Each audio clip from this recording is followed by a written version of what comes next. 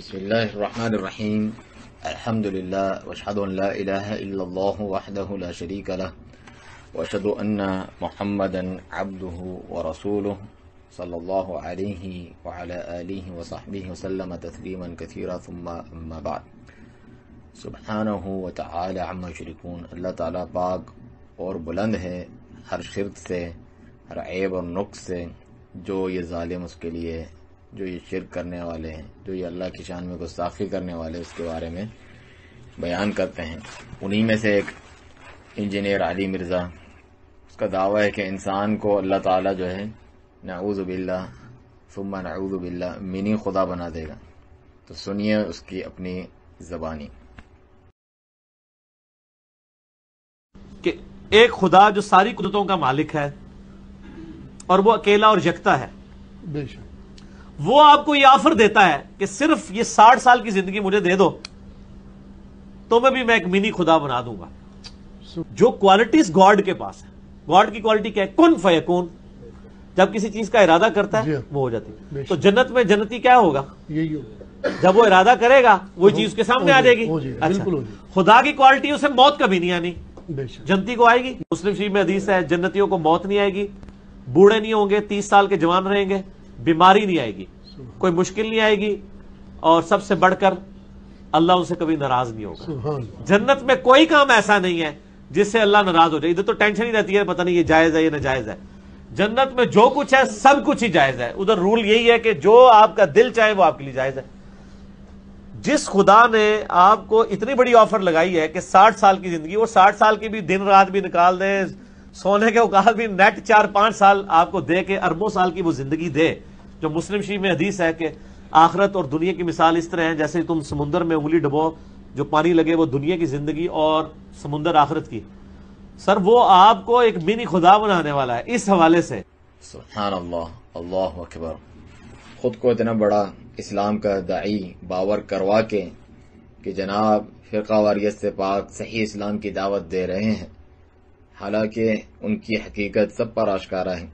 جس فریب سے یہ کتاب و سنت کو اپنی اور اپنے بابوں کی گمراہ کن تشریحات سے تلویز کرتے ہوئے پیش کرتے ہیں، اور صحیح سلفی عقیدہ و منہج جو کتاب و سنت کو فہم و منہج سلف صالحین کے مطابق لینے کا نام ہے کو نہیں اپناتے، تو ان لوگوں سے اسی طرح کی گستاخیاں صحابہ کی شان میں، انبیاء کرام علیہ الصلوۃ والسلام کی شان میں، صحابہ کرام رضی اللہ عنہم کی شان میں ہوتی رہتی ہیں.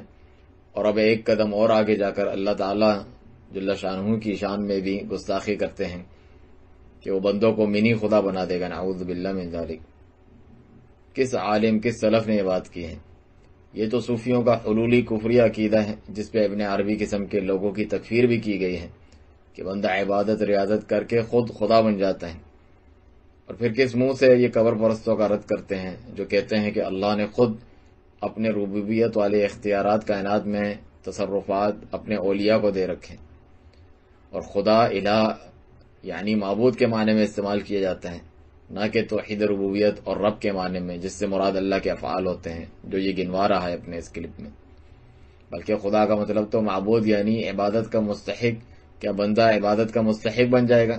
ہم تو جو صحیح سلف کے طریقے پہ چلتے ہیں اس کا اور صحیح ترجمہ کرتے ہیں.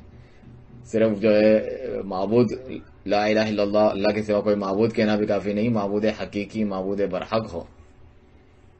تو کہاں اللہ خود جو ہے شرک کو روا رکھے گا؟ وہاں پر ایسا ہوگا یہ خدا کے اور الہ کے معنی میں ذکر کر رہا ہے نہ کہ رب کے. تو حالانکہ جنتیوں کا کیونکہ رب جو ہے اس کا استعمال کیا جاتا ہے کہ رب البیت ہے، گھر کا مالک ہے. قرآن میں ذکر ہے سورہ یوسف میں کہ اپنے رب کے پاس یعنی اپنے مالک آقا کے پاس جاؤ. اور دوسرے معنی میں آتے ہیں یا رب ارحمہما کما ربیانی صغیرا. لیکن یہ خدا کے معنی میں اور الوہیت کے معنی میں بھی استعمال کر رہا ہے اپنی جہالت پر. حالانکہ آپ دیکھیں جنتیوں کا جو خواہش کرنا اس کا مل جانا، یہ جو گنوا رہا ہے وہ اللہ کے حکم سے ہوگا، نہ کہ یہ اللہ کی طرف فعال لما یرید ہے یا کن فیکون ہے کی طاقت انہیں دی گئی ہوگی. اللہ انہیں دے گا جس طرح آیات میں ہے کہ انہیں دیے جا رہے ہوں گے، میوے دیے جا رہے ہوں گے، سلام پہنچائے جا رہے ہوں گے. حور وزوجناہم، اور ہم انہیں جو ان کی شادی کرا دیں گے، ان کا جوڑا بنا دیں گے حور عین کے ساتھ. کہاں یہ بات اور یہ جو ہے بتا رہے ہیں کہ خدا بن چکے ہوں گے، وہ وہاں بھی اپنے رب کے محتاج ہی رہیں گے۔ صرف بعض صفات کا نام ایک جیسا ہونا دونوں کی حقیقت میں ایک جیسے ہونے کو لازم نہیں ہے۔ یہی تو رد کرتے ہیں اہل سنت سلفی جو ہیں بدعتیوں کا، جو اللہ کی صفات کی تعبیرات کرتے ہیں، عشاعرہ ماتریدیہ ہوں یا ان کے علاوہ لوگ، کہ اللہ کا دیکھنا سننا سمیع و بصیر ہونا اس کی شان کے لائق ہے اور مخلوق کا اس کی کمزوری کے لائق ہے۔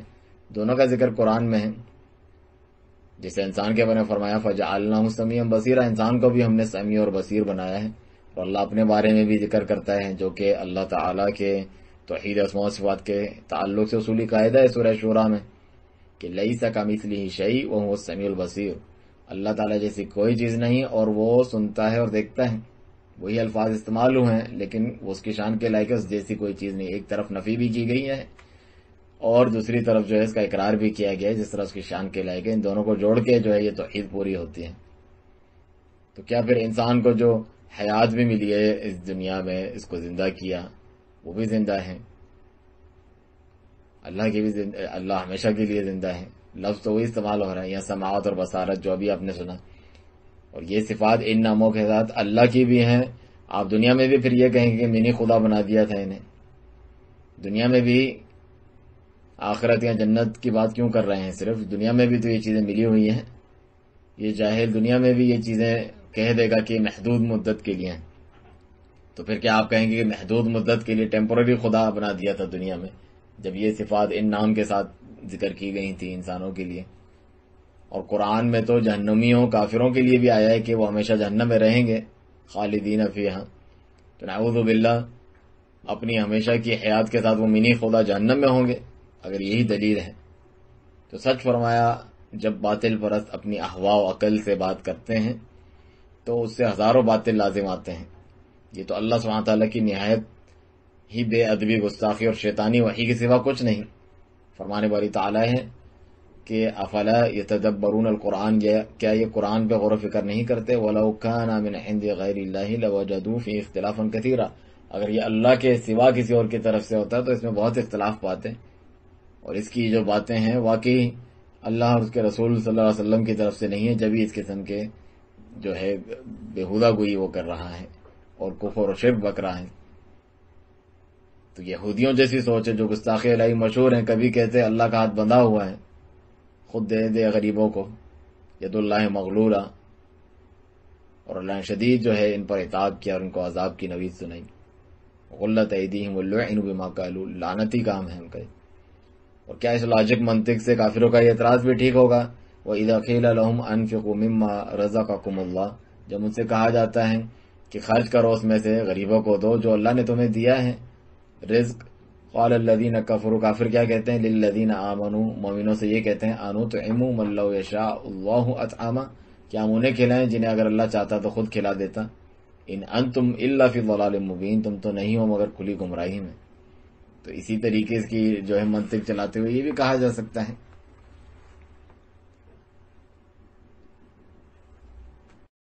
تو ان کے تمام جو ہے اللہ تعالیٰ کی تمام صفات کا ازلی ہونا، ہمیشہ کے لیے ہونا، وَأَنْتَ الْآخِرُ فَلَيْسَ بَعْدَكَ شَيْءٌ کہا، ماں کا شيء نہیں کہا، تو آخر ہے تیرے بعد کچھ نہیں، تو اول تھا تو اس سے پہلے کچھ نہیں۔